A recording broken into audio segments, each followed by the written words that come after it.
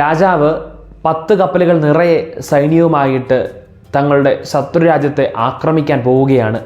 അവർ സഞ്ചരിച്ച് ശത്രുരാജ്യത്തെത്തിയപ്പോൾ അവർ കാണുന്നത് തങ്ങളെക്കാളും 3 ഇരട്ടി ശക്തിയുള്ള സൈന്യം. അവർ തങ്ങളെ ആക്രമിക്കാൻ ഒരുങ്ങി നിൽക്കുകയാണ്. ഇത് കണ്ട് തൻ്റെ കൂടെയുള്ള സൈനികർക്ക് ഭയമായെന്ന് രാജാവിന് മനസ്സിലായി. രാജാവ് സൈന്യാധിപനോട് പറഞ്ഞു, നമ്മൾ വന്ന കപ്പലുകളെല്ലാം കത്തിച്ചു കളയുക.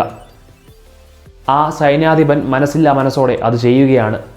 രാജാവ് തൻ്റെ സൈനികരോട് പറഞ്ഞു, നമ്മുടെ മുൻപിൽ 2 വഴികളാണുള്ളത്.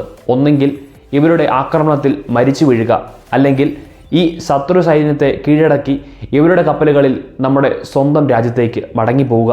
അതെ, പലപ്പോഴും നമ്മളും ഇതേപോലെയാണ്. നമ്മൾ സഞ്ചരിക്കുന്ന കപ്പലുകളിൽ എന്നും നമ്മൾ സ്വൈര്യമായിട്ട് സ്വസ്ഥമായിട്ടിരിക്കാൻ ആഗ്രഹിക്കുന്നു.